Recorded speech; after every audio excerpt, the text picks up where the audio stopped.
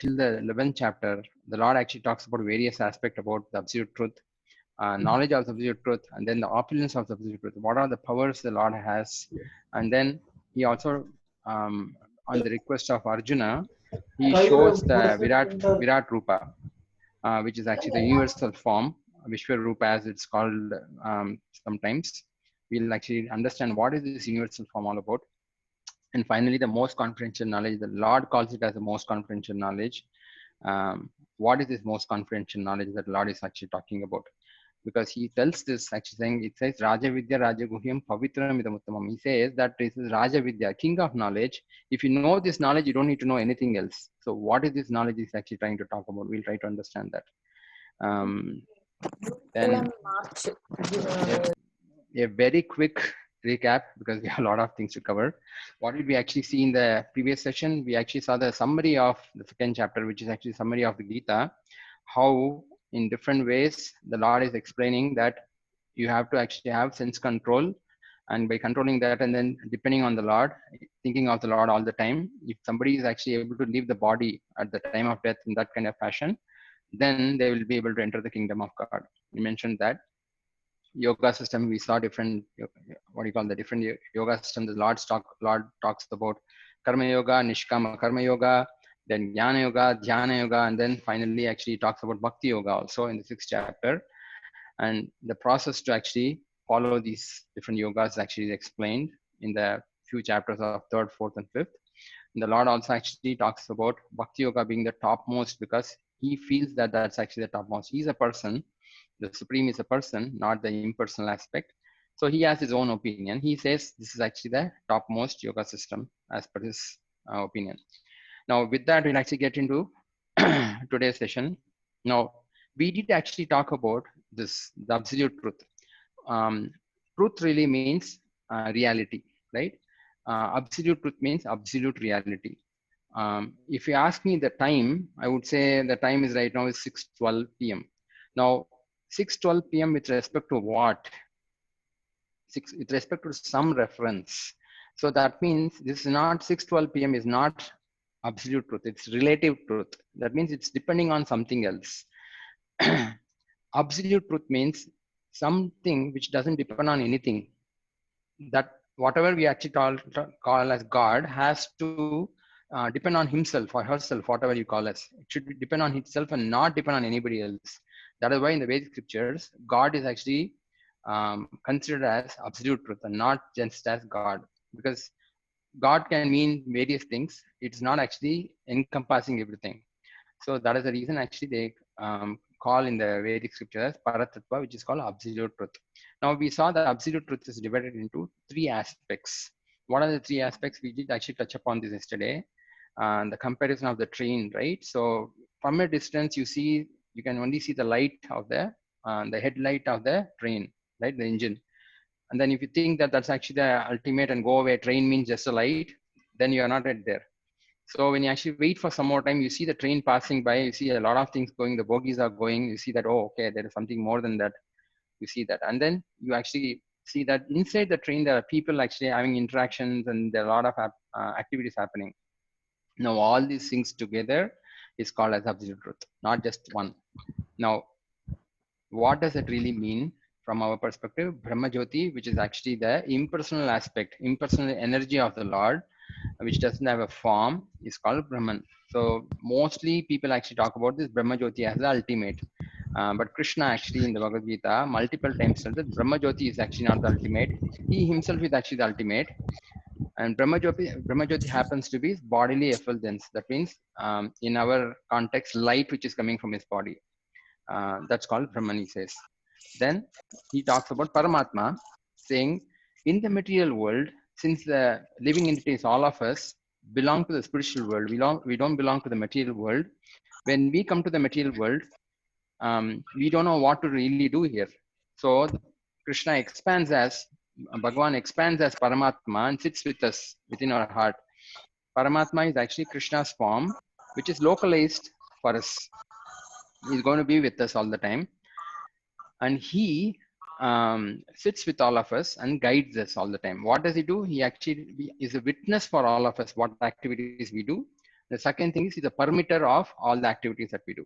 So these two activities he does. This is like a very rich man when he actually has his son going away from him, um, fighting with the father. He might actually send a servant along with him so that you be there, see that this person is actually happy, and then he's around all the time. And whenever he feels like coming back, please bring him back here. So that's actually the mood of Paramatma. Paramatma is actually Krishna's expansion, localized expansion, who's there with the living entity, Jiva, guiding Jiva all the time. The day we actually talk to Paramatma, tell the Lord saying that I want to come back to you, he'll actually make all the arrangements for us to go back to the spiritual world. So that's the second aspect. The third aspect is actually the Bhagavan aspect of it. So we did actually touch upon what Bhagavan is, but we will try to understand a little more to what Bhagavan is. All these three together is called actually the absolute truth. So the personal aspect, whereas in the Brahma Jyoti, you can't actually really have an interaction because just the energy. Paramatma again is very localized. You don't actually really do anything apart from just having a conversation with the Lord. But Bhagavan means he's a person. So you can actually feed him, you can dress him up. All these activities actually are called really devotional service. So let's understand what Bhagavan really means. See, Bhagavan is translated as Supreme Personality of Godhead in the book of Srila Prabhupada, the book that we all have, right? What does it really mean, Supreme Personality of Godhead? This word, this particular thing seems to be a little different. We have never heard. We have heard God, we have heard Supreme. Why Supreme Personality of Godhead? Why? Because in the Bhagavad Gita, Krishna actually mentions in one of the chapters, in the 15 chapters, he does mention that each one of us actually are gods. We are all expansions of Krishna. Mame Vamsha Jiva Loke Jiva Bhuta Sanatana. He says like we're all gods, but we are not the ultimate gods. We are very, very small gods. In our own area, we actually try to control things. So we have the quality of God, but we are not actually ultimate gods. So, but here, Bhagavan really means someone who is actually the topmost in the absolute truth, supreme personality, because he has a person, he has a form, and then Godhead means head of everything. So that's what it really means. So this definition actually is given by Parashara Muni, who happens to be the father of Vyasadeva. So he actually explains that who is Bhagavan? He says Bhagavan is one who is full in six opulences. He actually defines this shloka saying that these six things, Aishwarya, which is called as, right? These six things, if somebody actually has, that means the maximum level, then such a person is called Bhagavan. That means someone who should be most wealthy. There should be nobody more wealthier than that person, most famous, most beautiful, and then they should have extraordinary strength, and then they should be very knowledgeable, and ultimately they should actually not be dependent on anything. They should be completely renounced. So such a person actually is considered as uh, Bhagavan, is this definition. So we can see from the Shastric perspective, as explained by Parashara Muni, that Krishna actually fulfills all these definition. So you'll see that Krishna is extremely wealthy because so many Lakshmi Devis are waiting to serve him. Then he's very famous because who doesn't know him? And in fact, like there are more uh, devotees of the Lord, and he's very extremely famous for all his activities, and he's beautiful too, because otherwise he wouldn't actually be having so many gopi friends, right? So he's extremely beautiful and knowledgeable. Even today, actually, there are so many people researching on Bhagavad Gita, understanding what is they trying to say and things like that. So he's very knowledgeable about everything. And again, he is the supreme personality of Godhead, and he happens to be the chariot driver of Arjuna, which is actually a kind what do you call in the Vedic terminologies, it's actually the work of a Shudra. Basically, it's a worker class. Someone actually gives orders, and then the order is taken care. Somebody does it. It's called actually worker class. So the Lord is completely detached from all these things. He's not saying that, okay, I'm the supreme, so how can I become the chariot driver? No, he will actually take up any role what is required if his devotee wants such a role, right? So that's actually his magnanimity. And ultimately is extremely powerful. I mean, you can see the Govardhana pastime, or there's no indication of any incident wherein Krishna was defeated in anything, right? Even if he gets defeated by a devotee, that's actually his leela, basically, because he wants to show something to the world that his devotees actually can control him. So that's the reason he says. So that's the reason In the Bhagavad Gita, it's mentioned that Krishna is actually the Supreme Lord, right? So with that, we did see in the previous session, that of all the yogis, yoginam api sarvesham madgaten antaratma, of all the yogis, the one who's actually always thinking about me with faith, and then doing all the activities, but then always intimately connected with me, such a person is the topmost yogi, is what Krishna says. Now, Arjuna wants to understand, what does it really mean? How do I actually know you? Such kind of, how do I know you in the material world? So he asked this question, that let me know, how do I actually really understand this aspect of it? And Krishna responds back saying that, O son of Pritha, Pritha is actually Kunti Devi's another name. And Pritha's son is called Partha, right? How by practicing yoga in full consciousness of me, with mind attached to me, you will know me in full, free from doubt. Many times we want to know God, right? But unfortunately, we have so many people coming and standing saying that I'm God. There was one joke actually is there. If you go to the Western world, they will say there is no God. Science is everything. But if you come to India, on the road, under the tree, everywhere actually they say I am God actually. So it's very confusing actually who really is God. But here, the Supreme Lord is actually telling us that if you understand what I'm telling you, you will actually know about me much better, completely free from all doubt. So he explains a lot of, he gives a lot of instructions around that. How do you identify God and things like that, right? He gives his own knowledge about the absolute truth. Now, although there are so many instructions available to understand about the absolute truth, Krishna tells this. He says, out of many thousands among men, one may endeavor for perfection. Not many people will be interested to know all these things. You can see so many people are there in the world. How many people are really interested to know Bhagavad Gita, what is there, and all these things, right? And of those who have achieved perfection, hardly one knows me in truth, he says. He says, even though you understand all these different aspects of Vedic scriptures and um, things of that nature, hardly anybody actually will come to the stage of understanding the Lord in truth. Why? Because somebody may actually stay at the level of the Brahmajyoti, saying that, okay, everything is one, I'll stay in that level. They will not go beyond that. They will not even come to the stage of understanding who Paramatma is. So it's not easy to understand Krishna, right? So that's the reason the Lord tells us that not everyone actually will know me in truth. And he says, he gives a lot of instruction. I just picked up a few things. He says, Dhananjaya, there is no truth superior to me, right? There is absolutely nothing which is actually beyond me. Everything rests upon me as a pearl or strung on thread. So you actually have a pearl and then you have a thread. All the different pearls are actually put into the thread. He gives his example. Why? Because if you see a garland of pearls where 100 pearls are there, and you actually have then the first pearl at the bottom, whatever you consider as, um, if you actually have to say that is actually the one which I see, that rests on another truth. That particular pearl actually rests on another truth. So like that, the ultimate truth is actually Krishna. He says, I am actually the ultimate truth. Everything is actually resting upon me.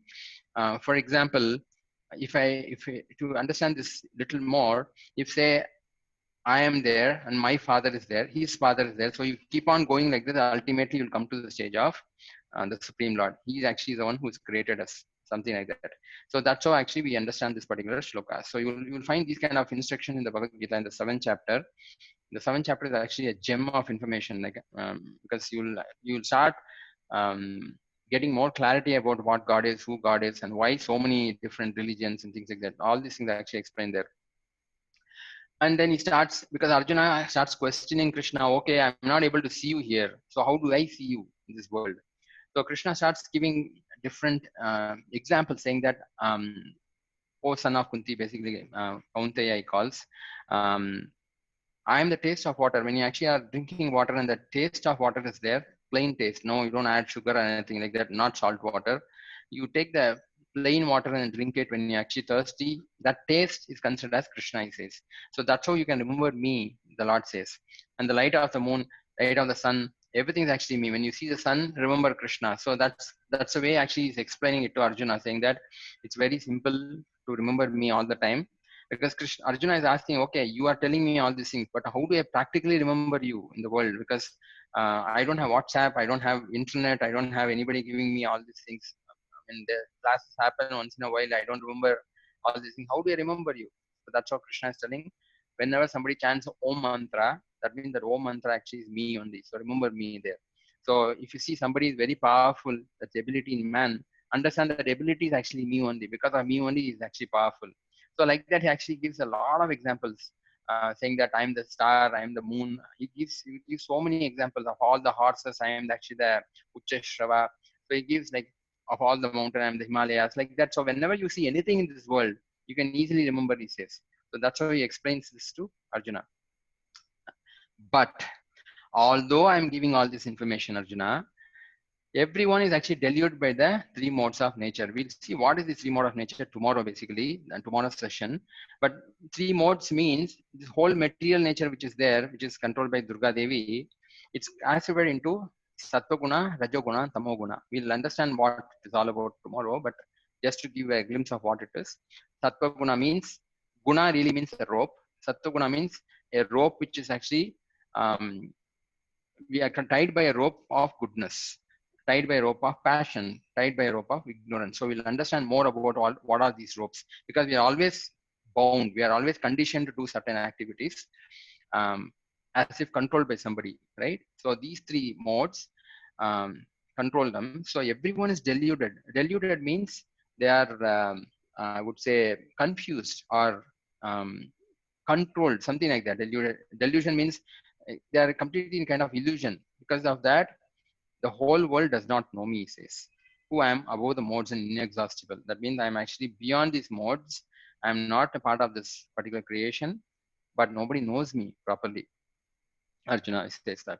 Then he actually gives this example. Although these modes are very, very difficult to overcome, but someone who is actually surrendered unto me, right? They can easily cross beyond it, he says. This divine energy of mine, consisting of three modes of material nature, is difficult to overcome. But those who have surrendered unto me can easily cross beyond it. What is this surrender? We'll talk about it in the last session. But surrender really means remembering the Lord and trying to follow his instructions in life. That's all surrender really means. So you don't need to really think that, okay, surrendered means I'm actually supposed to sit down, somebody's holding a gun on our head. No, not like that. So surrender really means we put ourselves under the shelter of the Supreme Lord and saying that whatever you want to do, my Lord, we do it. I'll actually accept it and go with that. So in such a mentality, um, you will actually start getting love towards the Lord. Not when you actually say, I'm equal to you.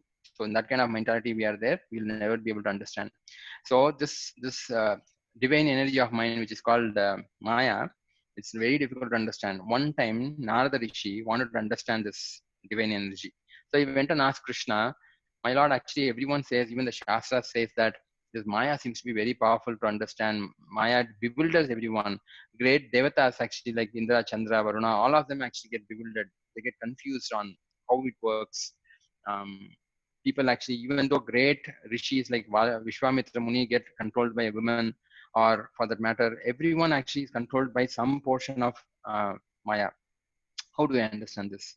I want to understand. So Krishna asked him, are you really serious to understand it? How Maya works? I said, yes. Okay, fine. And then he says, okay, I'll let you know. And then suddenly Krishna tells him, I'm getting a headache. I have to think, but then I'm getting a headache. So he says, like, what do you want now? He says, can you get me a cup of water so that I feel comfortable? So now the Rishi says, okay, please wait here. And then he goes little far away. When he goes far away, he finds a hut there. He says he goes and knocks inside the hut, and there's a very, very beautiful girl who actually comes out and asks Narada Muni, what do you want? He says, he forgets actually looking at her that he had come to actually take water. He comes and says, I don't know. He says, my father is not at home, so can you wait for some more time till he comes? He said, no, no, no. I'll wait, he says. And then when the father comes, he tells, can I marry your daughter? So now Rishi asks this, and then his father says, okay, fine. And then they both get married and they have a lot of children. But unfortunately, Narada Rishi doesn't know anything apart from singing. So there is nothing which is actually helping their family. And there's so much of difficulty which is actually going on. One particular day, there is flooding of the river, and all of them actually are crying like anything. Everything is actually washed away. The children, he has so many kids, all of them actually are washed away here and there. um, the lady is actually calling Narada Rishi saying that please save me. The children are saying please save me. Narada Rishi himself is not able to stand there. It's so confused, and finally he shouts out, Krishna, please protect me, I don't know what to do. The moment he calls out Krishna, he is there in front of Krishna there. And Krishna asked Narada, like, did you not go to get me water? So Narada, she is shocked actually. So all these things was just a creation of your um, energy. He said it's very, very inconceivable for normal conditions souls like to understand. That's how it works. So this gives an example about how powerful this material energy is. Nobody can actually overcome that. Whoever may be the richest person or a strongest person, all of them are under that control. But that someone who is surrendered to the Lord can easily actually take the person out of that kind of condition, right? So he mentions that. And then he says, the Lord says, although the goal of life is to come back to me, but people won't come. But after many births and deaths, he was actually in knowledge. If somebody understands everything in the Shastras, they will surrender unto me. Why? Because they understand that I am the cause of all causes, right? But such a great soul is very rare. He says that such a person who surrenders unto me and wants to follow my instructions is very, very rare in this world, Arjuna. He says this. But unfortunately, we are personality like Srila Prabhupada who has translated this book, and we are trying to spread this to everyone because this is the goal. Otherwise, would never know what is actually the real goal of life. People would actually still work on their family and taking care of people and things like that, and then die one day without knowing why they really came into this world, right?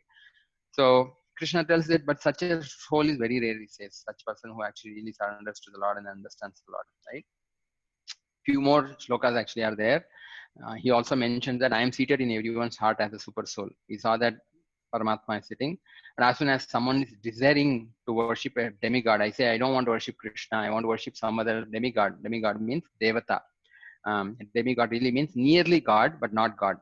They are nearly like Krishna because they have a lot of powers, but they are not actually ultimate power. Like somebody like Ganesh ji or Kartikeya or somebody else that, right? So they're all demigods. So Krishna says, if somebody wants to worship a demigod, I am the person who actually give them that faith so that they can worship that person. Why do they worship? Because they have some material desires that they want to fulfill. That's the reason actually they are worshiping a demigod.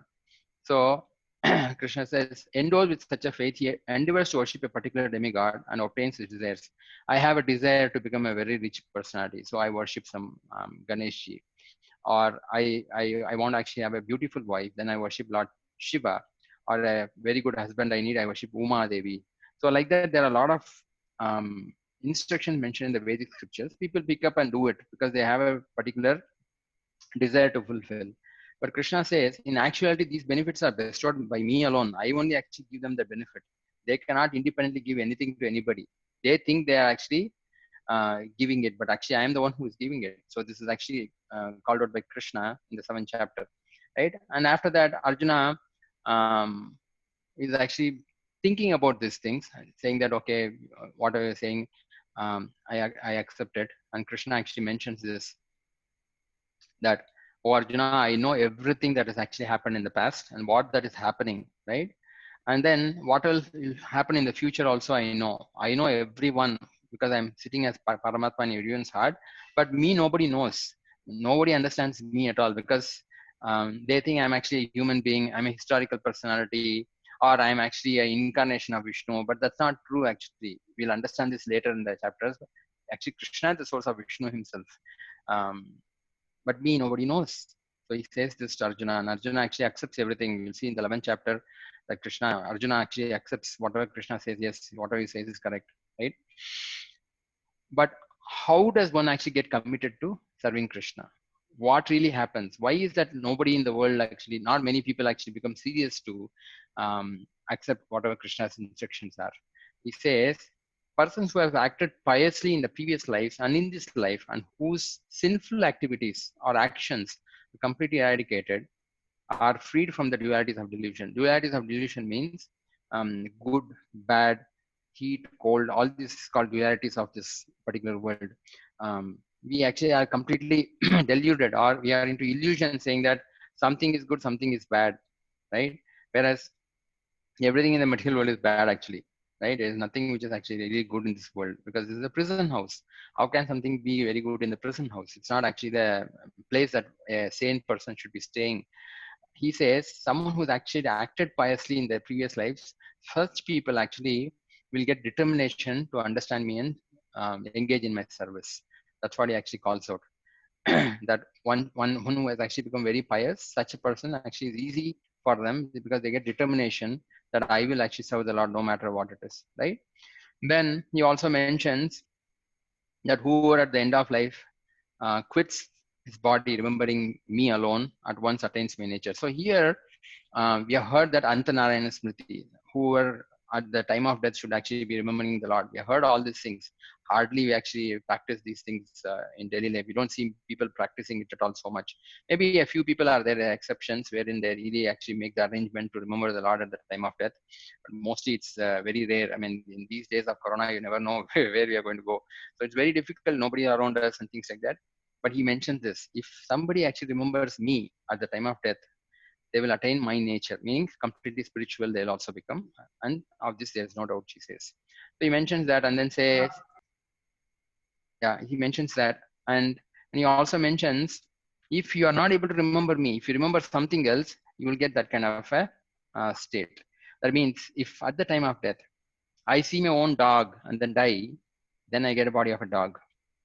If I actually remember a lady, I get a body of a lady. So this is what actually he says. If you remember a lion, you get a body of a lion. So, but how does one get a body of a lion? Because of the activities one has done. If somebody is actually very ferocious all through their life, at the time of death, they will also get such a kind of a mentality. By the Lord's grace, somebody will start thinking like a lion, so they get a body of a lion. So that's what actually he mentions there in the 8th chapter. And then he he actually explains a few more points, saying that the 30 or 40 shlokas which are there is actually talking about how one can actually overcome all these things and be fixed on the Lord's lotus feet. How does one actually really practice that kind of a yoga? He explains all those things, and after that he actually goes into the next chapter, which is talking about the powers of the absolute truth. How do I know what are the powers of the absolute truth? So he mentions that. He also says, he intermingles a little bit of his powers and qualities in both the chapters, the 7th chapter and the 8th chapter. Sorry, 7th chapter and the 10th chapter. Both of them actually intermingles a few shlokas. As I said, the 5 subjects, what we saw in the first session, same thing actually continues across. He mentions this: in the material world, there is Brahmaloka on the top, then there's Pataloka at the bottom. Anywhere you go, from the highest planet in the material world down to the lowest, all are places of misery, he says. Why it's called places of misery? It's called Dukhalayam Ashashvatam, saying that Dukhalaya means Dukha Alayam. Dukha means sadness. Alayam, Alayam really means house, right? So he mentions that. Um, why? Because these places are repeated birth and death taking place. Nobody wants to die, but we are forced to die one day, right? Um, but he also mentions, if one comes to my abode, such a person will not take birth again. That means when you go to the spiritual world, you don't have to come to the material world. Material world, there is a lot of this repeated birth and death, depending on your desire. Whatever is your desire, you want to become Indra, you want to actually be in the heavenly planets, you can get that desire, you will get fulfilled.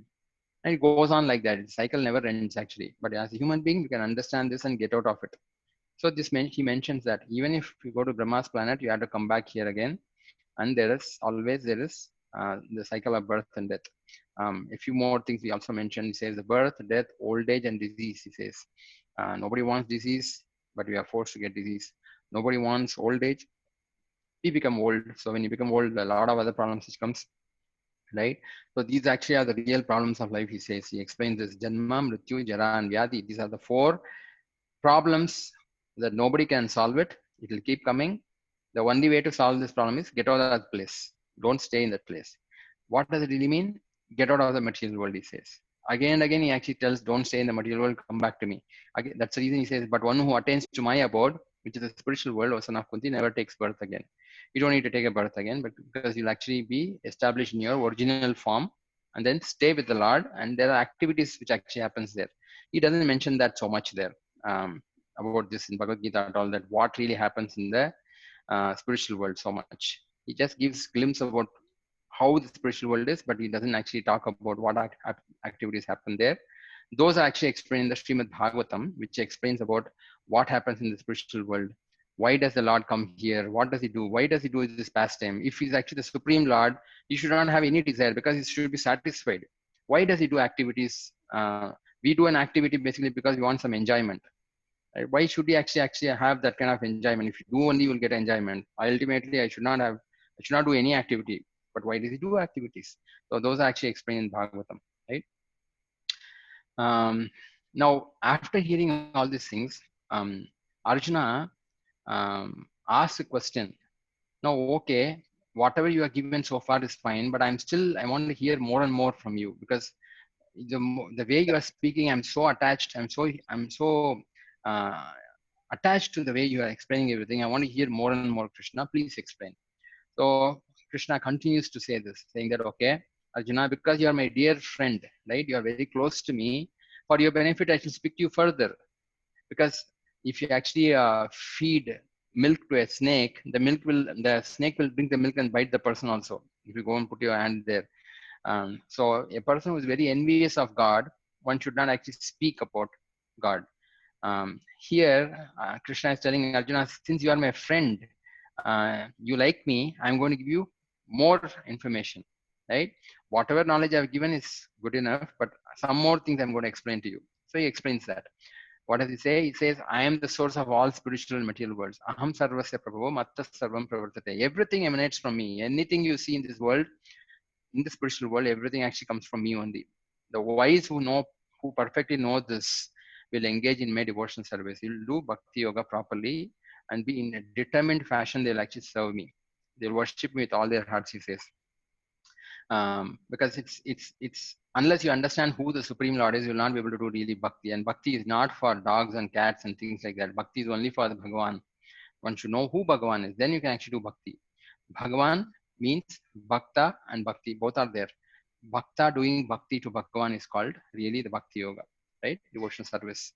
It is not just I'm thinking in my heart, oh, God is great and things like that. That's also bhakti in one sense, but that's not actually what Krishna is expecting. Krishna wants us to do physical service, just like Arjuna fought for Krishna, thinking of him. That's actually the real bhakti yoga, not simply thinking about the Lord and sitting and doing what I want to do, right? So he explains this aspect. And after that, he also tells, okay, I don't know how to actually understand the Shastras at all. There are so many things which are there in the Shastras, Vedic scriptures. How do I really understand all these things? Don't worry. He says, the Lord says this to Arjuna. You'll see this. Arjuna already knows all these things. Instead of he knowing all these things, Krishna is telling these kind of shlokas. Why? Because he knows that it's actually for us, for all of us who have no clue about what it is, what life is all about. He says, to those who are constantly devoted to serving me with love, I give the understanding by which they can come to me, he says, you start serving me, then I will tell you how to actually come to me. You don't have to actually worry. So this is actually what you call, one of the shlokas which we can see. If you take one step towards the Lord will take 100 steps towards us, right? He will give us kind of guidance on how to go closer to him, right? He mentions that. After this, Arjuna actually says, okay, I've heard all these things very nice. Now you tell me your divine opulences now. So far, whatever you explained, it's more or less like knowledge, right? But now you tell me, how do you pervade all these worlds? How do I know you from different aspects, right? So then he actually start giving examples about how he stays, right? He says, of all the Adityas, I am the Vishnu. Of all the lights, I am the radiant sun. Like this actually explains each one of them. Of all the stars, I am the moon, he says. So this is very interesting thing. Nakshatranam Aham Shashi, he says that the modern science actually tells that moon is actually a planet, right? Moon is not a star. Sun is a star, is what they say. But Krishna tells no. Actually, for all the stars, I am the moon. He says, very interesting. Anyways, I'm not going to get into the details of it. It needs more explanation. But he gives example about different aspects. So many things. Of all the birds, I am Garuda. Like that, he actually tells. different aspects about what are his opulences, how does he actually pervade the entire world. He says, of all the trees, I am the banyan tree. That is the reason the banyan tree is very famous. We actually worship banyan tree because it represents Krishna. Of all the sages, I am among the demigods, I am Narada Rishi. Of all the Gandharvas, I am Chitraratha. Like that, actually he gives everything. Whatever you see, what is the best of all the fishes? He says, I am the shark. Right, of all the immovable things, I am Himalayas. Like that, actually he gives different examples of how he stays. Uh, what are his different opulences? Opulence means powers, right? After explaining a lot of things, he says, what need is there, Arjuna, for all this detailed knowledge? Since you asked me, I've given you a few, what do you call, tidbits, a few things I have told you. With a single fragment of myself, actually, I pervade an entire, support the entire universe. The entire universe is actually controlled by me. I can manage everything completely independently. I manage everything. So sometimes actually we'll be wondering, like, maybe God is like Hercules. There's a movie called Hercules wherein it said that the Greek god actually holds the entire earth on his back and standing there with all the weight. It's not like that. Krishna is actually extremely powerful. Parasya Shakti Vividaiva Shruyate. It's mentioned in the Vishnu Puran saying that God has so much of powerful energies that he doesn't have to oversee it. The energy will act on its own.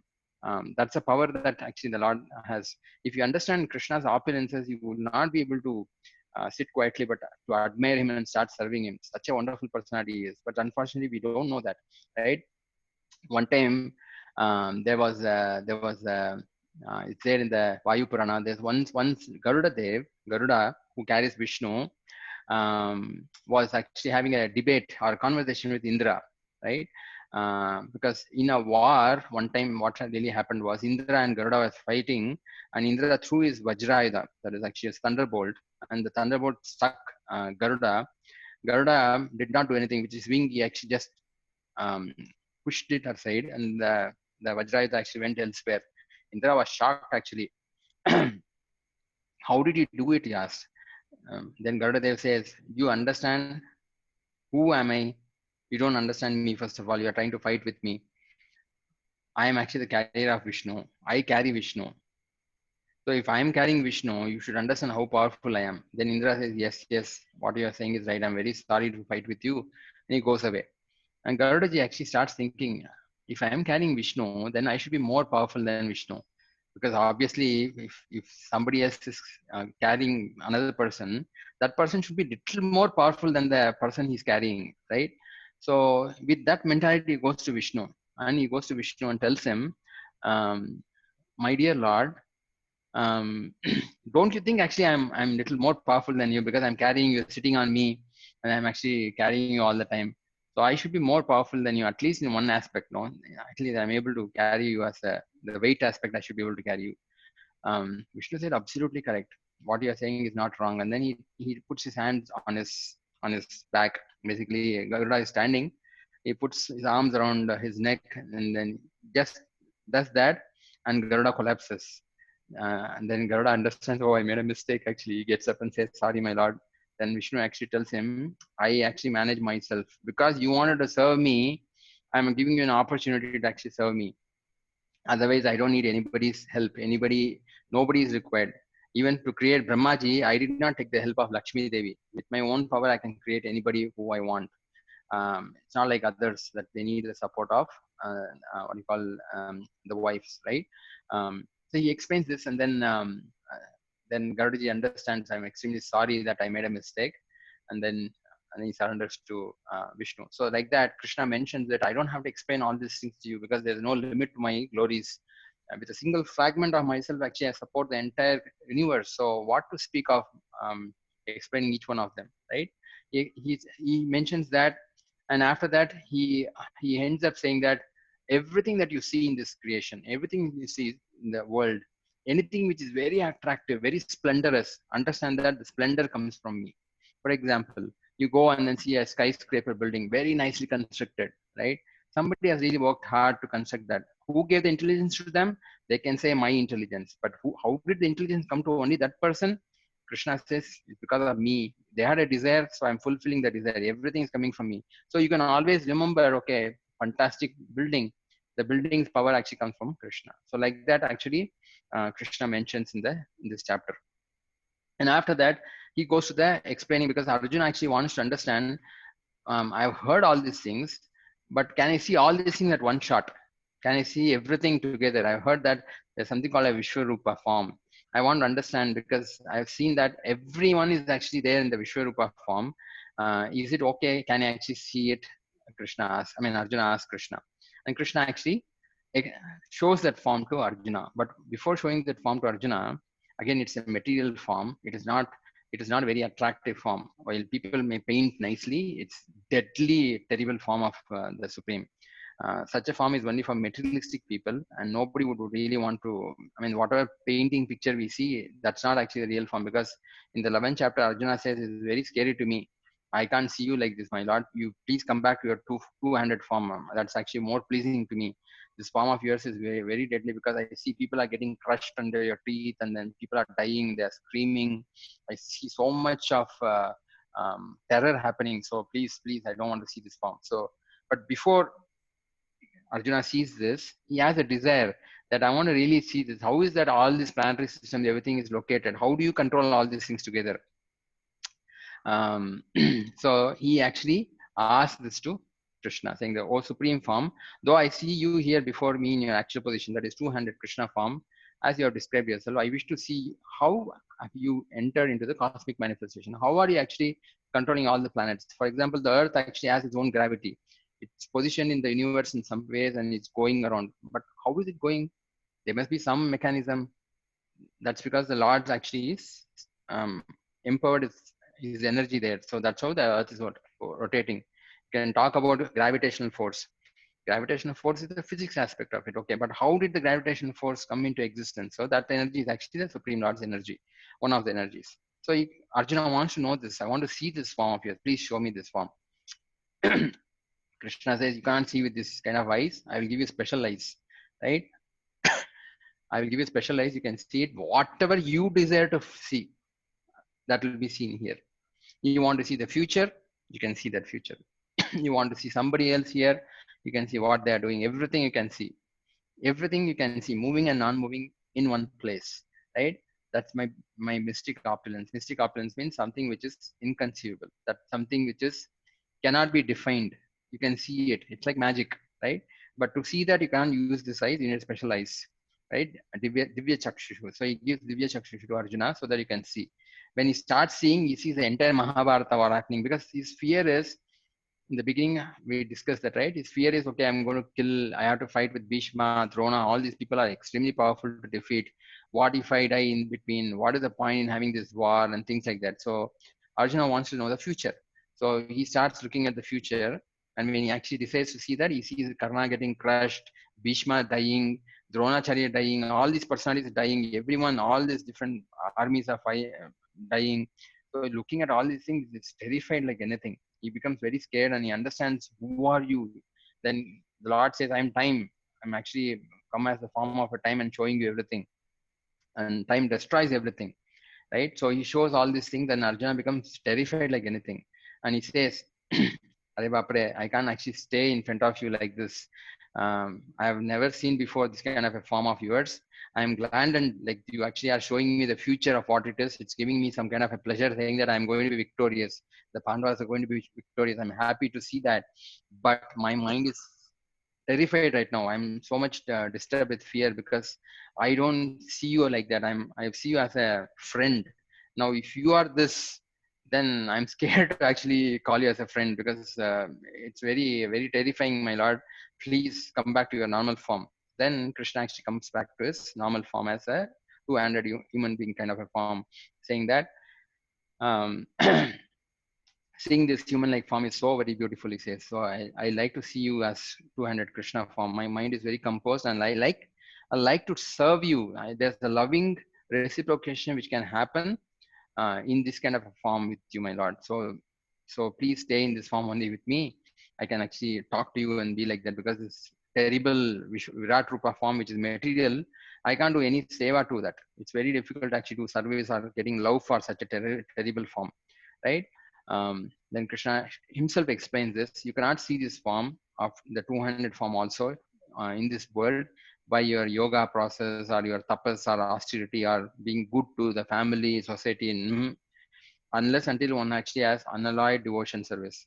Unalloyed means not expecting anything in return, but completely dedicated to serving the Lord, always thinking about how to think of Lord's pleasure. Only then you'll be able to see this form of mind, says Krishna says that. And then and after doing that, he actually talks about most confidential knowledge. This aspect of most confidential knowledge, um, we have seen confidential knowledge. Confidential means something secret. If you read all the Vedic scriptures, um, you have to know something will be secret, right? Some secrets will not be actually shown or revealed to everyone.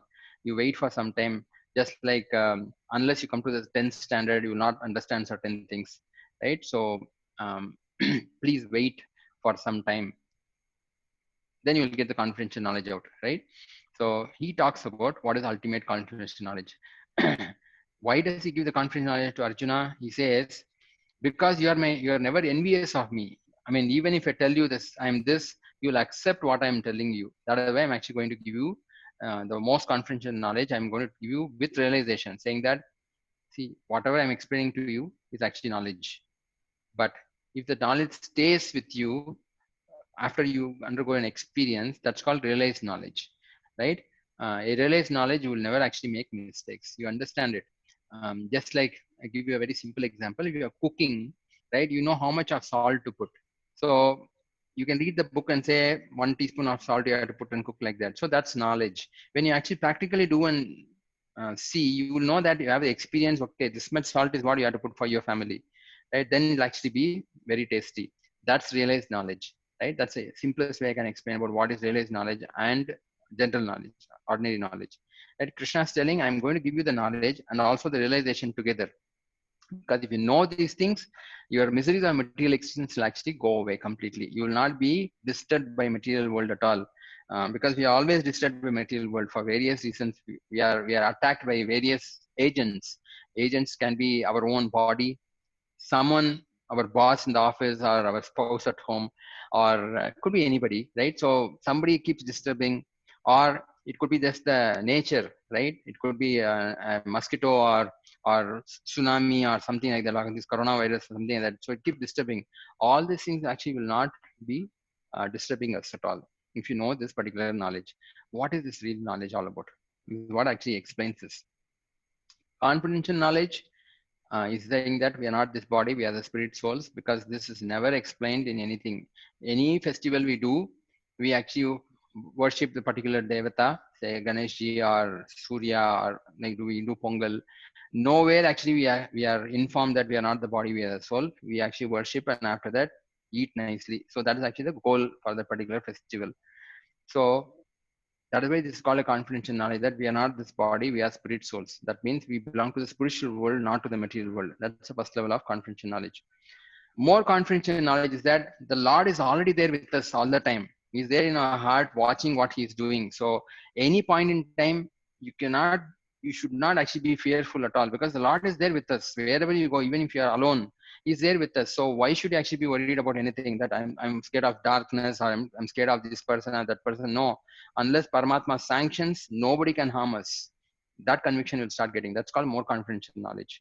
He explains that in the 7th chapter. Now, most confidential knowledge is saying that the supreme person of Godhead, that's Bhagavan, is actually the source of all these things, and we belong to that world, and we have a very thick relation with them in different rasa. Rasa really means mellow. What can I say? Mellow. Okay, relationship. We have an eternal relationship with the Supreme Lord, either as a servant or a friend or father or mother or a lover, right? So these are actually the different relationship we can have with God, right? And he's telling, since you want to be like me, I've given you a place wherein you think that you are actually God there. Okay. Everyone thinks like we are God actually. The child thinks I am the God here. The father thinks he's a God. Mother thinks he's the God. She's the God. So they all think like that. So we are imitating God in this world. But Krishna is telling the same relationship you can actually have with me. So come back to me. So that's the most confidential knowledge actually that he explains it to Arjuna. Why? Because Arjuna is actually not envious of the Lord, and he accepts this knowledge as truth. That's the reason, right? And after that, the Lord says, so the question would come next is, okay, if I have to do another devotion service, then who will take care of me? I mean, I have so much of work here to do. I have so much of difficulty here. Who will actually handle all these things? So Krishna responds back to that, saying that those who worship me with exclusive devotion, right? Someone who's actually very dedicated in serving me, they're always thinking about me on how to serve me better. For such people, I carry what they lack. Whatever they don't have, I will somehow provide it to them. And whatever they have, and if they need it, I'll preserve it with them. So you don't have to really be worried about how to take care of the body and soul together. I will take care of it, he says, provided you actually are going to worship me exclusively.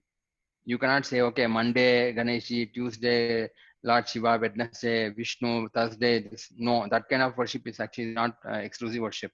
He's saying if you worship me alone, then I'll take care of all these things. Otherwise, you stay in the material world and do whatever you want, right? um, Arjuna, time and again, I just want to actually make one request. We may exceed by about 5-10 minutes. I'm hoping actually we'll complete it. I have one more slide to finish. It's already 7. Please excuse me. I'll just finish it in another 5-10 minutes. So this is a very interesting thing to know, because in the Mahabharata war, Arjuna was actually fighting with so many warriors who are completely um, cannot be defeated at all. Bhishma has never actually tasted any defeat, so he cannot be defeated at all in a war. Dronacharya is his own guru; he knows everything about Arjuna, so he will also not be defeated. How did Krishna really actually protect all of them, all the Pandavas? There are very nice stories in the Mahabharata which actually shows how he protected Draupadi. Right, there was once a time Duryodhana actually went to Bhishma and told Bhishma, see, you actually are partial to the Pandavas because you like Pandavas more than me. That's the reason you're not fighting to your full extent, right? This is not good at all. I don't like that you're doing this. Um, when Duryodhana tells this, Bhishma becomes very angry because the Kshatriya, and Kshatriya don't like somebody coming and then criticizing them. So Bhishma became very angry, and Bhishma said, okay, tomorrow I'm going to kill all the 5 Pandavas. Is that what you want? I'm going to do it. Duryodhana says, how? You cannot do that because it's not easy. Hold on. I will do something. Wait, stay here. So he actually prays and makes 5 different arrows, right? He makes 5 arrows. He says, if at all, actually, I'm very, very, very strict in my celibacy, because Bhishma is a celibate. Although he is actually a Kshatriya, he never married or touched any woman in his life. Such powerful. He's a king, wherein kings are always covered by so many women, but he never touched any women. So that level of serious determination of celibacy followed. If at all I had followed that to the ultimate truth, let me invest all the powers in these 5 arrows. These 5 arrows are made for killing.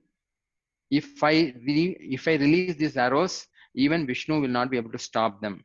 So that is the blessings he put on the 5 arrows, saying that this is for Arjuna, this is for Bhima. He made 5 arrows and said, tomorrow, Duryodhana, your job will be done. Duryodhana said very happily, he went out and again he came back. He knew that Bhishma is actually very kind towards Arjuna, because Arjuna played with him a lot. So he said, no, you don't keep it. I will take it and go.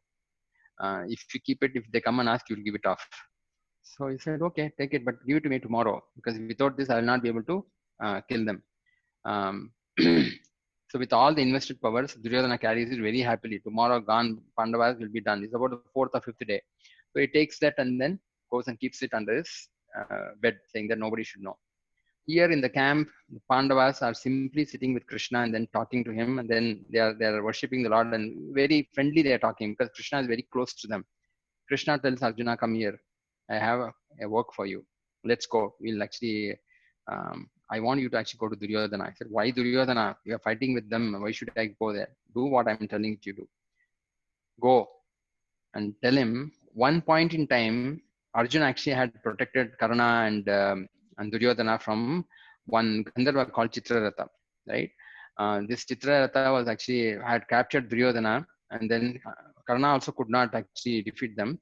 Because of that, Arjuna came and rescued them, and Duryodhana asked, what do you want? Ask me something, I'll give you. You are my younger brother, I'll give you something. Arjuna said, I don't want anything, because Yudhishthira Maharaj asked me to go and help you. I came and help you. I have nothing to do with you. So he goes away. Duryodhana tells, don't worry, whenever you want something, I'll give you. So Arjuna had completely forgotten this, and nobody knew this. And Krishna reminded Arjuna, you go to the camp of Duryodhana and then tell him, I want the 5 arrows which you have kept. So Arjuna asked him, what 5 arrows? Do what I'm asking you to do. That's all. Don't ask me the details. Go. So Arjuna goes to the camp of Duryodhana. In the olden days, the Kshatriyas used to actually welcome each other. They never used to actually, outside the war, they were friends actually. Only when they are in war, they actually shout slogans, they chastise each other and shoot arrows. Otherwise, they are very friendly. So when Arjuna came to camp of Duryodhana, he welcomed him, please come. Younger brothers, okay, what do you want to have? And he actually made him comfortable and said, tell me what is that you came here for. Then Arjuna actually asked like Duryodhana, that time actually he had given me a boon that I will uh, um, I'll give you a boon, I will give you something whatever you ask for. Time has come, I want something from you. Duryodhana says, what, you want actually me to stop the war and then give you the kingdom back? He said, no, I don't want that. I understand that that's not what your intention is. Give me the 5 arrows that Bhishma gave you. Duryodhana is shocked. How did this guy come to know? Then that means Bhishma should have told him. But Bhishma actually promised that he will not tell anybody. I don't think that's the case. He doesn't have an option, so he actually gives the 5 arrows to Arjuna. So he takes the 5 arrows and goes and gives to Krishna. So here you can see that Krishna protected the Pandavas. The Pandavas had no clue. So like this, if we actually have this exclusive devotion towards the Lord, then the Lord will actually take care of everything. But it has to be exclusive devotion, right? Not little bit here and there. Like Sunday, I'll remember Janmashtami, I'll remember. No, that kind of thing is not actually exclusive devotion. The Lord may help little bit, but He will not actually do this. He will carry whatever we lack. He doesn't do that. So there in the camp, he actually goes and then Duryodhana goes next day morning to Bhishma. Bhishma asks, where are the arrows? He says, no, Arjuna took it and went. Then he says, Krishna did that. So Krishna broke my promise. I'm going to break his promise, whatever he said. He said he will not actually take any weapons. I'll make sure that he'll pick up the weapon. So that's why actually he fights so fiercely that Arjuna is not able to manage Bhishma.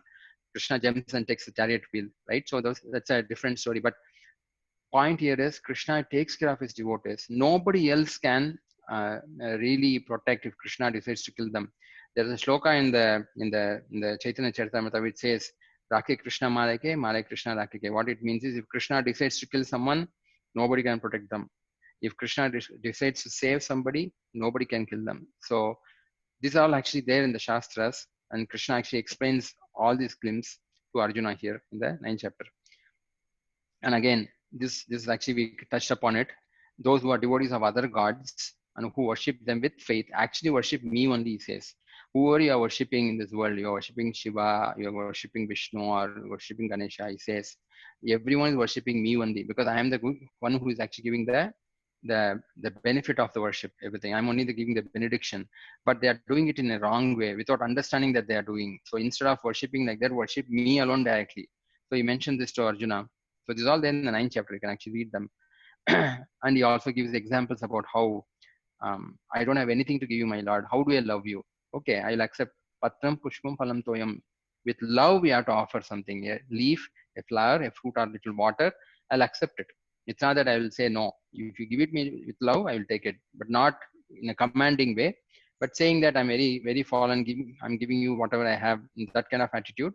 That's a simple way to love the Lord. Because again and again, he's telling you have to cultivate the love towards him, right? How do we love? Practically, you have to actually offer him something like that. And after that, he says, okay, um, everything, whatever you do, whatever you eat, whatever you give as charity, do it as an offering to me. That means I'm giving it to you, Krishna Arpanam. I'm going to give it to you, my Lord.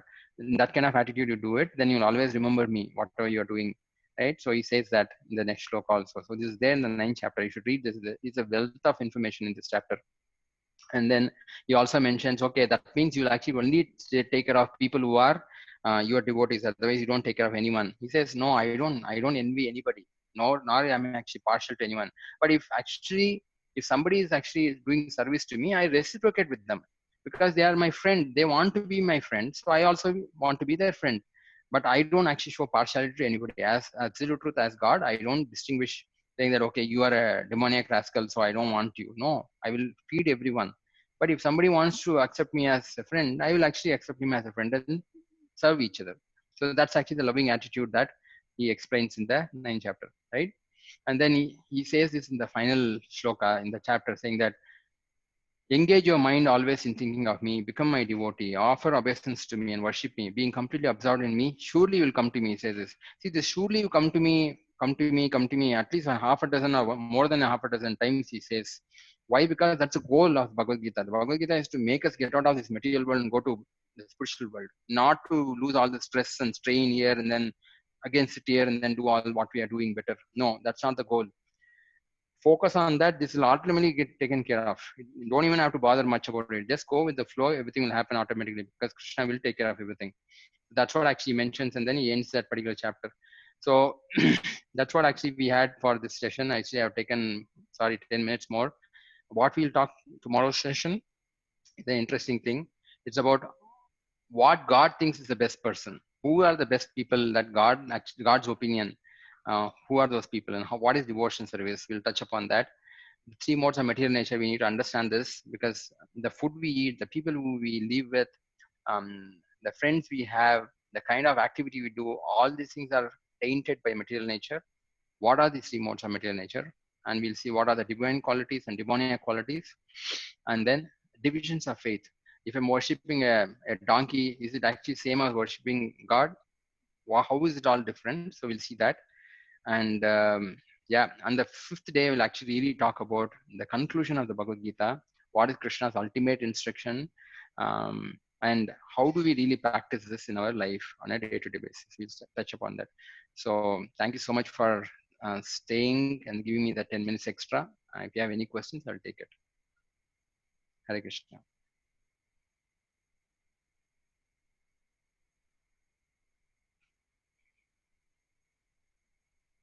So I see I have a question from Jyoti Mataji. Why them God is present in so many forms? Ultimate goal is Krishna. Okay, so why do we actually have so many gods, right? This is a good question because we see 33 crore gods are demigods. Why do we have so many gods like that? That's a very, very good question. So we have to understand the material world uh, has various departments, right? Departmental head are there, and the living entities like us have so many desires to fulfill. And as God has his own life, right? Krishna actually is enjoying there in the spiritual world with his friends, the gopis and gopas, his girlfriends and boyfriends. They actually they are happy in serving him and having a relationship with them in different forms. So he doesn't want to actually come and see, oh, okay, you didn't get your food today. Okay, I'll get you the food today. So he has to have some kind of a department which is created to take care of the material world, right? Like, for example, Indra is a devata who actually takes care of rains. Similarly, any activity I do, I need to make sure that this activity goes as I plan so that I will not be disturbed too much. So you worship Ganeshji for that. Ganesha will actually take care of Vigna Vinash. So he'll actually remove all the obstacles when you're actually doing some activity. Or I have a desire that I want a most beautiful girl in this world to marry, or I want to actually have a long duration of life and things like that. So you worship certain people. You worship Kubera, you want to actually have a lot of wealth, you worship Kubera. Like that, there are 33 crore personalities created for taking care, right? But these are not gods. These are not the ultimate gods. They are demigods. They are devatas. Unfortunately, we have actually taken them as gods because nobody's explained all these things to us. We never read the Bhagavad Gita so much. So because of that, we really don't know all these things. That's the reason. He's created them because they are departmental heads, but we have made them as gods actually, unfortunately. They are not gods actually, right? You're getting it?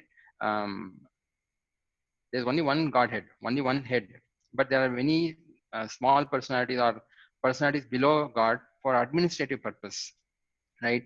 For all the different kind of fire, you need to actually make sure that. So material world, again, it's like a state. In the state, you actually see somebody is a minister for energy, somebody is a minister for water, irrigation, somebody is a minister for health.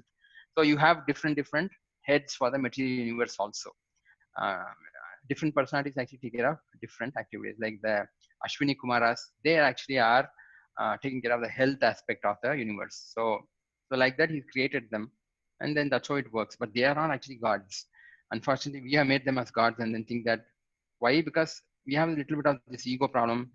Because I worship this person, that person should be the supreme. We should not be like that. We should be truth seekers. We should be open-minded, saying that okay, whatever is the supreme, let me understand that. Why should I actually really be thinking? That's because we are thinking we are God. Because I actually worship this person, that person must be the supreme. Others actually I don't care. So if that kind of mentality is there, how do we understand the ultimate truth? That's why we become envious of the Supreme Lord. Right? Hope that helps actually. Okay. There's one more question here. Hare Krishna, I'm confused. Please help me understand that when a person goes through the cycle of life and death till they attain moksha, then who are those who become our pitras and we offer them during the pious month of Pitru Paksha? Okay. Okay. This is actually an interesting question, but actually this is explained more in the Garuda Purana. To some extent, it's touched upon in Bhagavad Gita in the 7th chapter. Um, um, Lord talks about the Pitra also. I didn't touch upon it because it was not very important for us to understand about the goal. But I'll touch on it because the question is there. Basically, the Pitras are those who are called forefathers, right? There's a planet called Pitru planet, where it's close to the Emerald's planet in the system. And in that system, and the Pitru, the forefathers actually reside there.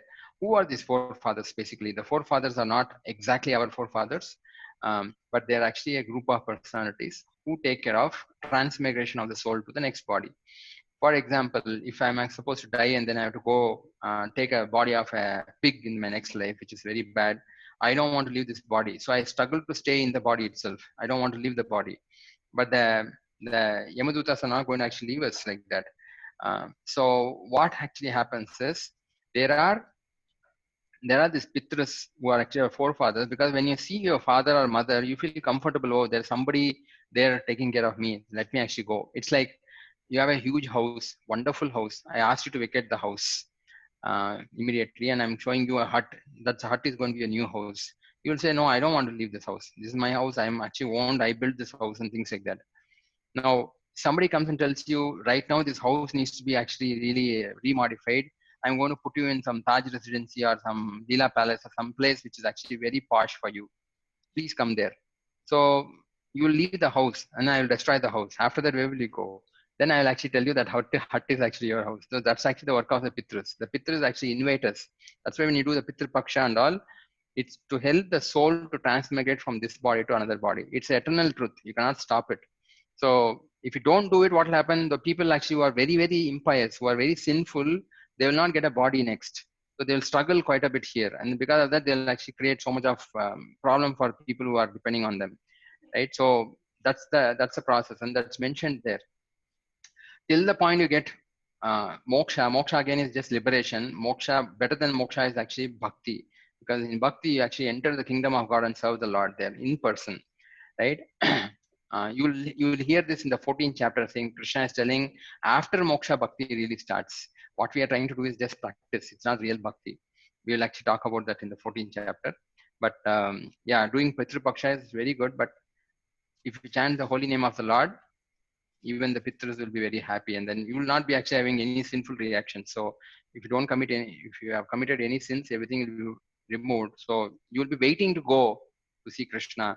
Why would you want to actually really sit with this body, right? So that's there are more explanation there. I don't want to actually take all the time, but I'll actually explain to you when it comes to the 14th chapter on that. Next question, Prabhuji, need to understand why Bhagavan Ji was so biased towards Pandavas, because we can see that only Bhagavan Ji helped Pandava to win the war. Yes, very true. Because you understand this, the main reason that the Lord actually appeared is because Bhumi Devi went and complained to Brahmaji saying, so many demoniac people are there in this world. I'm not able to manage these people. And people have so much of big army. Imagine everyone actually has more army and less of businessmen in this world. Right? Wherever you see on the road, you actually see people with guns and all. Is that a nice life to actually live? No, that was happening that point in time. Everyone had collected so much of big armies that people were really not able to understand what's happening. And Bhumi Devi found it very, very difficult to actually manage so many people coming and then fighting and things like that. She went and approached Brahmaji. Brahmaji said, don't worry. He meditated on Vishnu. Vishnu said, okay, I will be coming. and then I will take care of destroying all these demoniac personalities, and then establishing the real religion again. Yada yada hi dharmasya. I'll come and then do that. For that, he wanted his own group of people who listen to him. Right? I mean, imagine if I'm giving you are supposed to build a project, and I'm giving you some people who will not listen to you. How will you build it?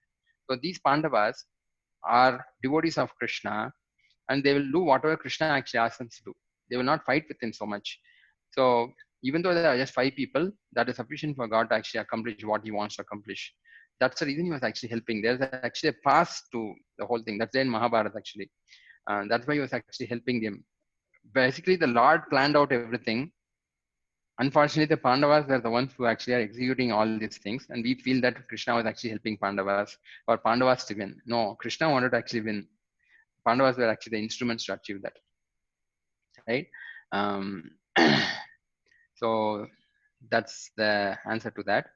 Um, the poet in Tamil, Abhirama Pattar, says Devi Abhirami is the most powerful, and okay, I didn't actually get the full thing. Yeah, so there are various people, various personalities who actually have written. If you go and read Shiva Purana, there Lord Shiva is actually mentioned as the supreme. You see Vishnu Purana, Vishnu will be actually glorified as the supreme. You see Skanda Purana, there Kartikeya is actually explained as the supreme. You see Devi Purana, we actually have a lot of Devi Puranas there. There actually it's mentioned that Devi is actually the supreme. Um, so how do we understand all these things? How do we really get to the ultimate? It's very difficult for us, for a conditioned souls, to actually come to any conclusion. That's the reason Krishna actually mentions in the 4th chapter. You need to actually find a spiritual master who's coming in the disciple section. Tadvidi pranipatena pariprashna sevya. It's mentioned in the 4th chapter of Bhagavad Gita, saying the Lord says this, saying that Krishna is there in your heart as Paramatma. Make a request. If you're actually worshipping Abhirami, please ask her, please let me know the truth. What is the truth? If you sincerely ask any devata, let me know the truth, my lord. I don't want anything in return. What we ask normally, we say, I keep my spouse happy, my children should study properly, my father and mother should not have any disease. This is what you're asking. Don't ask these things. Ask, please let me know the truth. All the devatas actually are devotees of Vishnu. That's why it's called Sura. Sura really means one who is a devotee of Vishnu. They will definitely actually guide you to the right path. You will know the truth. If you are a worshipper of Abhirami, you can always definitely ask her the same question. Please let me know the truth. Don't go and ask her anything else. If you keep asking, she will actually guide you to the right path on that. Definitely, all these devatas are very powerful and very true like that. But then we are not talking about who is powerful, who is not powerful in the material world, because Durga Devi is the most powerful in the material world for sure. Because material world is again part of the material creation. Beyond that, there are many more things, as Krishna explains. Why? We'll understand this in the coming classes, because you need to understand about how the spiritual world are manifested. Why is it like that? Why does Krishna come here to do activities? And why is actually there is Devi? Who is Devi really? Who is Parvati? And if Parvati actually is there, who is Lord Shiva's wife, how can she be more powerful than Lord Shiva? Is Shakti greater? Shiva is greater? So all these confusions will keep coming. You can't understand in one class, but we will try to understand it in the coming sessions, because there is Vishnu and Lakshmi, there's Krishna and Srimati Radharani, there's Rukmini and Krishna, then come down like Shiva and Parvati. Who are all these personalities? Where are they actually staying? How is this world? There's actually information available in the Srimad Bhagavatam. I will try to share it on the 5th day after the class is done. Those who are interested can actually really understand that part, right? Whoever you are worshipping, worship them. Don't change that, but chant Hare Krishna if possible, because if you add chanting a Hare Krishna mantra, they will also be happy. They know the truth. Unfortunately, we don't know the truth. Why? Because we don't ask them that tell me the truth. We go and ask them things like, give me this, give me that, give me this, and they're bored to actually talk to us. They say, take it and go. Ask them the truth. Let me know the truth. I don't want anything else. Unless you tell me the truth, I will not go. Then 100% they'll ask them to actually guide us to the right thing. Okay, next question. Lord Shiva is the most powerful, says many in Tamil, and ISKCON teaches that Lord Krishna is powerful, so little confused. Thought it was only one supreme power. Yeah, that's the easiest way of understanding, saying that, okay, if everything is one power, that's impersonal, Brahma Jyoti, energy, everyone comes from that, then life would have been easy because we don't have to fight and things like that. truth is still the truth, right? We may not know the truth. So the best thing to accept here is simply do what you are doing, but chant Hare Krishna mantra along with that. Why? Because by chanting the holy name of the Lord, which is the Yuga Dharma, you will come to the truth.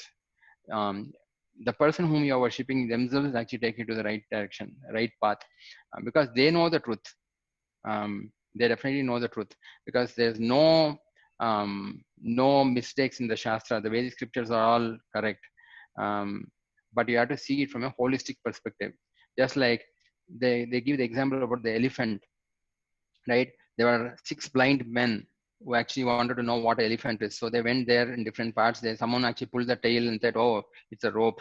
Somebody actually touched the leg of elephant. Oh, elephant is actually a pillar. Somebody actually caught hold of the trunk and said, "Oh, it's very very soft and it's actually moving, so it must be a snake." So they all saw different things, and then they concluded that elephant is this. But they were all blind. A person who can see the elephant can explain it to them, right? What an elephant really is. All of them are correct, but that's not the complete knowledge. That's why actually Krishna is telling in the Bhagavad Gita, saying that whatever you see in this material world, whomever you are worshipping, they are not actually they're not wrong people. They are worshipping is okay, but you're worshipping in a wrong way, because abhidhi purvakam. See, one thing you have to understand, ask a question. Okay, somebody is powerful, fine. After that, what is your goal? What is that you're going to do? If you're going to worship, will you go there? After that, what? What activity will you do with them? So ask these kind of questions to yourself, and then you will actually start getting the answers automatically. Because if Lord Shiva is the supreme, why is he with Bhutaganas? He's not enjoying. He seems to be sitting quietly somewhere. Why? This is all there in the Shastras. I'm not actually talking from my own speculation, but if you accept some person and say, what is the goal after that? If, okay, at the time of death, I'll go to this person, what am I going to do with that person there, right? So ask that question. You see, there are a lot of scriptures where when we'll hear about this in the maybe in the fifth day, that when Krishna comes here, he says so many pastimes he does, just to say that, okay, you can play with me in the spiritual world, don't waste your time here, come back to me, let's play there. Because we all like playing. Who wants to go and work? Because work is not actually really there in the spiritual world. They are all playing with the Supreme Lord. But unfortunately, in the material world, you have to work to keep the body and soul together, right? So we'll start asking these questions. Okay, when you say moksha, fine. After moksha, what? What is activity? No activity. Then I'm happy here only. There's wonderful activity here, right? I can go and then enjoy with my friends here. Why should I go to a place where there's no activity? So you have to ask these kind of questions. Then slowly, again, be a truth seeker. Don't decide, okay, Krishna is the supreme or Abhirami is the supreme. No, you don't decide that. Be a truth seeker, right? With open mind, start hearing that. Then you'll be able to get to the conclusion slowly. But keep chanting Hare Krishna, because that's the Yuga Dharma. That will actually give you the energy required to go in the right direction. Yeah. Okay. So hope that actually helps you. You will start understanding this more. Keep reading. If you're worshipping Lord Shiva, continue to worship Lord Shiva, but ask only one question. Please let me know the truth. That's the only request you should do. Keep doing that. Very, very soon, Lord Shiva himself will actually guide you. It's not that Lord Shiva will come with a trishul and say, "Oh, wake up, go and chant." No, you will not do that. You will start getting information correctly. You'll start actually appreciating who Lord Shiva is, because Lord Shiva is called as Vaishnavana Mata Shambhu. It's actually greatest Vaishnava. So you will get the information properly, and you will yourself actually realize that yes, that's true. And I understand that, and your respect for Lord Shiva will actually increase after that, right? So that's what I would say. Any other questions? I think we're actually on 30 minutes more, and if somebody wants to drop off, can drop off, no problem. If anybody has questions, please, I can stay for some more time. You can unmute yourself, I think. Or Ashwini Mataji, should we end it up here? Yes, Prabhuji. If no more questions, we can end it. Sure, Mataji. Thank you for hosting. Thanks, everyone. We'll actually see you tomorrow with the remaining of the chapters 12, 13, 14, and 15. So we'll see those chapters also, and try to learn more from what is in Bhagavad Gita. Please, if you don't have a copy of Bhagavad Gita, get a copy of Bhagavad Gita. Today is a very auspicious day, and read at least 1 or 2 shlokas from the Bhagavad Gita. Then you yourself will actually feel very comfortable that there is somebody who is waiting for us to to actually have a relationship with us, who is extremely good, very very attractive, um, very fine, very nice personality. You will feel very happy to actually have such a friend with you. Thank you so much. Hare Krishna. Have a nice evening.